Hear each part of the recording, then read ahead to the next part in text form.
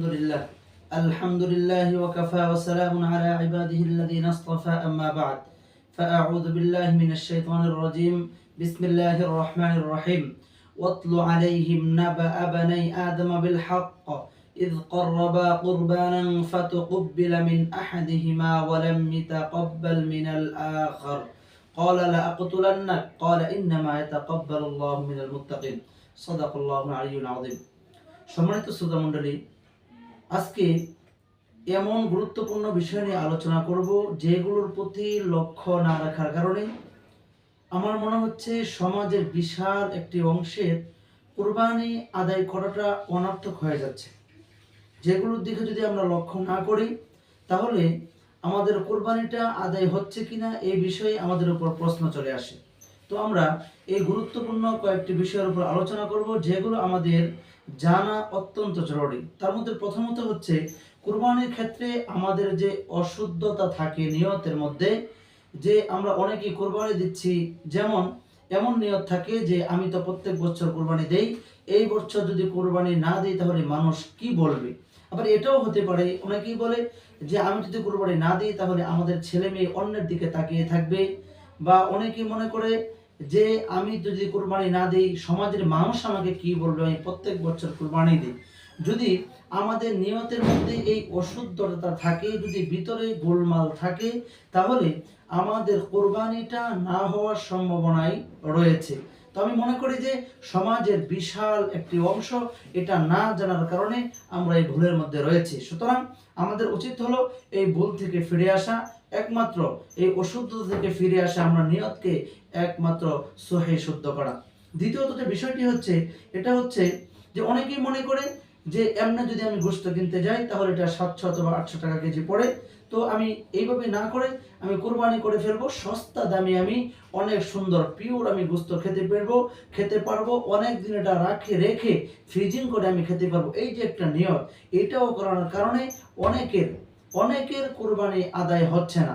সমাজের বিশাল একটি অংশ এই নিয়ত করে যে আমি কুরবানি দিব গোশত খাওয়ার জন্য, আমি কুরবানি দিব, অন্য সময় গোশত কিনতে গেলে অনেক টাকা লাগে, এই জন্য কুরবানির সময় অল্প টাকা দিয়ে আমি ফ্রেশ গোশত আমি খেতে পারবো।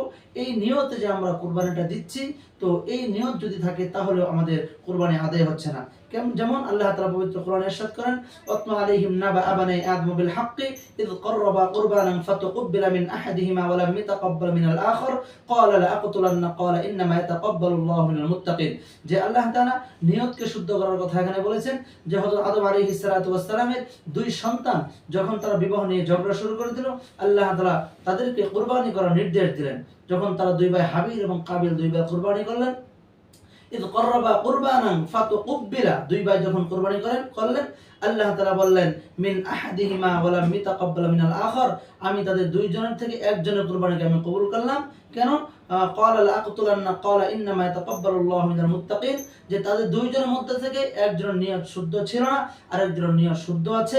আর আল্লাহ তাআলা বলেন ইন্নামা ইয়াতাকাব্বালুল্লাহু মিনাল মুত্তাকিন, আল্লাহ তাআলা মুত্তাকিনদের সঙ্গে রয়েছেন, আল্লাহ তাআলা মুত্তাকিনদেরটা কবুল করেন, তাদের নিয়ত শুদ্ধ, আল্লাহ তাআলা তাদের কুরবানিকে কবুল করেছেন। এই জন্য সম্মানিত শ্রোতা মণ্ডলী, আমরা এই বিষয়ের উপরে অত্যন্ত লক্ষ্য রাখবো। তৃতীয় যে বিষয়টা, এটা অত্যন্ত গুরুত্বপূর্ণ, যে আমরা কুরবানি দেওয়ার পরে যে আমরা বুড়ি অথবা অন্য কিছু অথবা কুরবানির চামড়া ছিলানোর পরে আমরা পারিশ্রমিক হিসাবে যে অংশটা আমরা দেই, এটা আমাদের না জানার কারণে আমাদের কুরবানি হওয়া না হওয়া নিয়ে আমাদের বিশাল বড় প্রশ্ন ওঠে।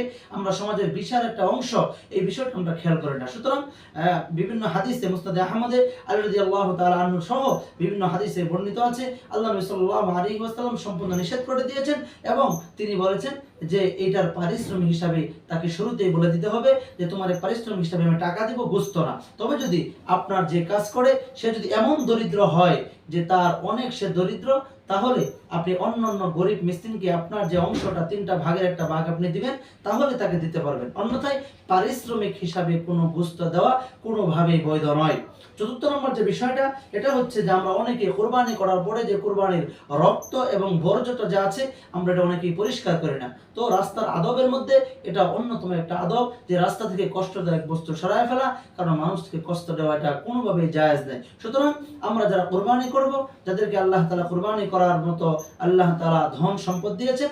আমরা এই বিষয়গুলির প্রতি লক্ষ্য রাখবো। কুরবানি করার পরে আমি যে জায়গার মধ্যে কুরবানি করব ওই জায়গাটা নিজ দায়িত্বে আমি পরিষ্কার করে দিব, যেন রাস্তা দিয়ে মানুষ চলতে গেলে মানুষের কোনো কষ্ট না হয়। যদি আমরা এই বিষয়টা লক্ষ্য করি তাহলে আশা করা যায় সমাজের বিশাল একটা অংশ আমরা যে কুরবানি যে আমাদের সহি শুদ্ধ হওয়ার মতো যে ব্যবস্থা এটা হয়ে যাবে। এই জন্য সম্মানিত শ্রোতামণ্ডলী, আমরা এই 4টি বিষয়ের প্রতি অত্যন্ত লক্ষ্য রাখবো। লক্ষ্য রেখে যদি আমরা কুরবানি করি তাহলে আশা করা যায় আল্লাহ তাআলা আমাদের কুরবানিকে কবুল করবেন। আল্লাহ তাআলা আমাদের সকলকে আমরা যেন এই 4টি বিষয়ের উপর আমল করে কুরবানি করতে পারি। আল্লাহ তাআলা সেই তৌফিক দান করুন। ওয়া মা তৌফিক ইল্লা বিল্লাহ। আসসালামু আলাইকুম ওয়া রাহমাতুল্লাহ।